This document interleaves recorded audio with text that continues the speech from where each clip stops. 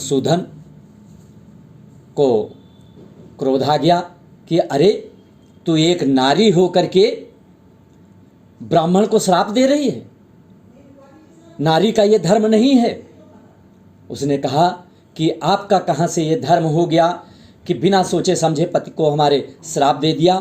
तो मधुसूदन ने कहा कि मैं तुझको श्राप देता हूँ, जा तू चंडाली बन जा और तू मलमूत्र का सेवन करने वाली बने और नाना प्रकार के कष्टों को सहते हुए दर दर भटके।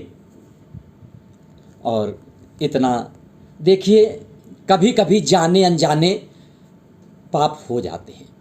यही बात राजा प्रताप भानु के साथ भी हुई थी कि ब्राह्मणों ने उनको श्राप दे दिया था राजा प्रताप भानु को, कि जबकि उसका कोई दोष नहीं था, वो कपटी मुनि के द्वारा भोजन तैयार किया गया था और वो ऐसे हुआ था कि वो अपने पिता का बदला लेना चाहता था, इसलिए उसने ये कार्य किया था। मगर राजा प्रताप भानु को नहीं मालूम था कि इस तरह से इसने भोजन में मिला रखा है और इसीलिए ये भोजन की बार बार बात कर रहा था कि ब्राह्मणों के हमारे हाथों से तैयार किया हुआ भोजन कराया जाएगा। तो ब्राह्मणों ने श्राप दे दिया था, तो पहले उनको सोचना चाहिए। वही मधुसूदन के साथ में भी यही हुआ।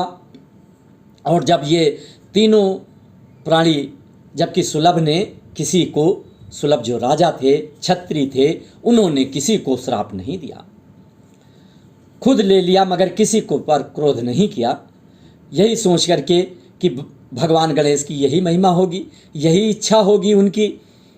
तो फिर कुछ ही क्षणों पश्चात ये अपना शरीर त्याग कर करके राजा बैल के रूप में परिणित हो गए और जो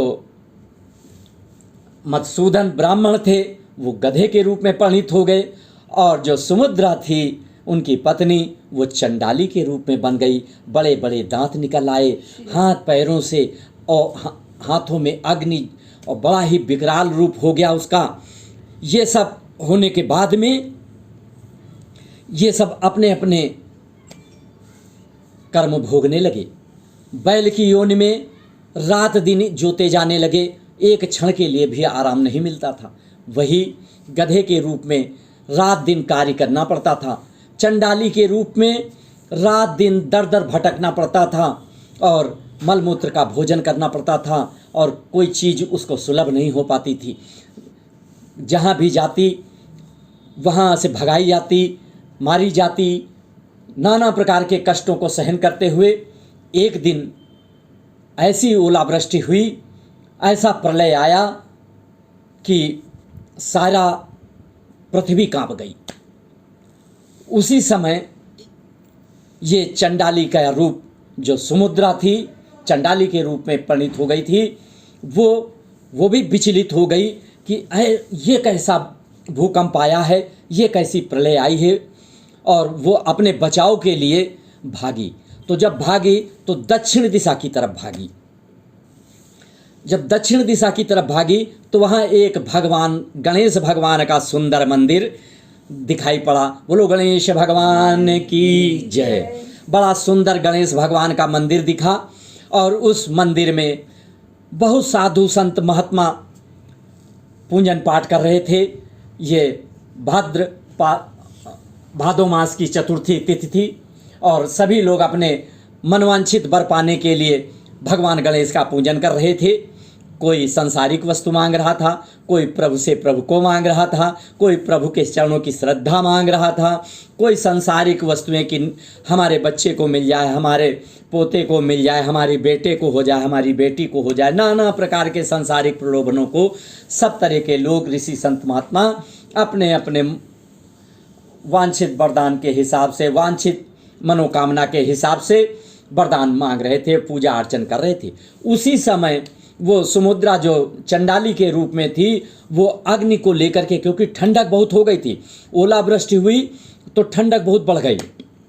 जब ठंडक बहुत बढ़ गई तो वो अग्नि को हाथ में लेकर के उस मंदिर में प्रविष्ट कर गई और जब मंदिर में प्रविष्ट की तो वो जो साधु संत महात्मा थे उन्होंने देखा तो उसको भगाने लगे, कुछ उसको कि कोहनी से मारने लगे, भगाने लगे, कंकड़ पत्थर जो भी जैसा था। वहीं गणेश जी की मूर्ति भी स्थापित थी। दयोग से देखिए कि वहीं पे वो सुलभ जो बैल का रूप था वो भी अपने कार्य से छूट करके उसी मंदिर में आ गया। ये भी दयोग से था कि जो मधुसूदन ब्राह्मण बने गधे के रूप में थे वो भी उसी मंदिर में आ गए। और आकर के जब दोनों ने देखा एक दूसरे को तो बैल ने सींगों से और उसने लातों से आपस में लड़ने लगे। और जब लड़ रहे थे, लड़ किस बात पे रहे थे? लड़ इस बात पे रहे थे कि जो चंडाली का रूप सुमुद्रा रखे हुए थे, कोई एक दूसरे को कोई जानता नहीं कौन किस में है। यही तो हम लोगों की एक भगवान ने कृपा कर रखी है कि हम लोग कोई कुछ जान नहीं पाते हैं, एक दूसरे के दिलों की बात नहीं जान पाते हैं। उन्हें कितना विकराल रूप हो जाता और एक जन्म की भी बात नहीं याद रहती है कि पिछले जन्म में हम क्या थे। तो ये भगवान की ही कृपा है, नहीं तो कितना ही हम लोग आपस में ही अनिष्ट कर बैठते। तो वो जाड़े के कारण कांप रही थी तो उसने जो है दुर्वा को जला दिया। और जब दुर्वा को जलाया तो उसी से अपना बदन सेकने लगी। और जब बदन सेकने लगी तो एक दुर्वा का